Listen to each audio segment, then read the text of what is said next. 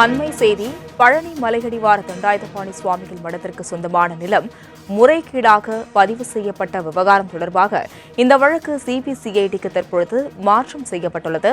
இதுகுறித்த கூடுதல் விவரங்களுடன் செய்தியாளர் ராகவேந்தர் இணைப்பில் உள்ளார். ராகவேந்தர் வணக்கம். தற்பொழுது பழனி நிலை முறைகேடு வழக்கு சிபிசிஐடிக்கு மாற்றம் செய்யப்பட்டுள்ளது. இதுகுறித்த கூடுதல் விவரங்கள். வணக்கம். திண்டுக்கல் மாவட்டம் பழனி தாலுகாவில் தண்டாயுதபாணி சுவாமி கோவில் அமைந்திருக்கிறது. இங்கு மலையின் அடிவாரத்தில் இருக்கக்கூடிய பூங்கா சாலையில் தண்டாயுதபாணி சுவாமி மடத்துக்கு சொந்தமான சுமார் 1.40 ஏக்கர் நிலம் இங்கே இருக்கிறது.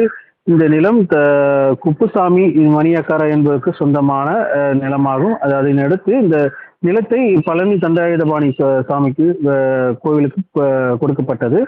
இதனை அடுத்து இந்த கோவிலானது இந்த கோவில் சொத்துக்களானது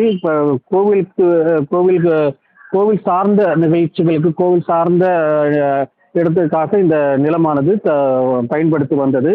இந்த நிலையில் இந்த நிலமானது தனிநபர் பெயரில் பத்திரப்பதிவு செய்யப்பட்டதாக ஒரு குற்றச்சாட்டானது எழுந்தது. அந்த குற்றச்சாட்டின் அடிப்படையில் நிலத்தை அபகரித்ததாக ஒரு மோசடி புகாரும் எழுப்பப்பட்டது.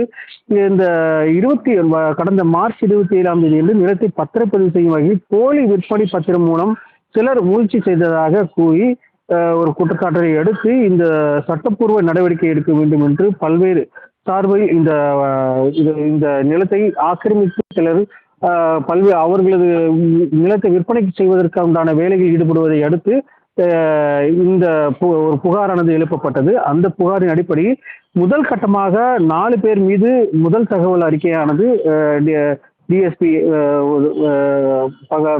உத்தரவிட்டிருந்தார்.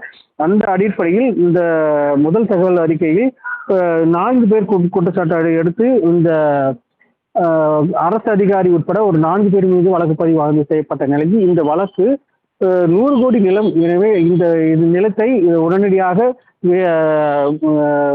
உயர் அதிகாரிகள் இதில் விசாரணை செய்ய வேண்டும் என்று கோரிக்கை விடுக்கப்பட்டதை அடுத்து இந்த விசாரணையானது தற்போது சிபிசிஐடிக்கு மாற்றம் செய்யப்பட்டு டிஜிபி உத்தரவிட்டிருக்கிறார். அதன் அடிப்படையில் தற்போது இந்த மதுரையில் இருக்கக்கூடிய சிபிசிஐடி அதிகாரிகள் இந்த விசாரணையை எடுத்துக்கொண்டதாகவும் இதற்குண்டான ஆவணங்களை கேட்டு பெற்றதாகவும் தெரிவிக்கப்பட்டிருக்கு.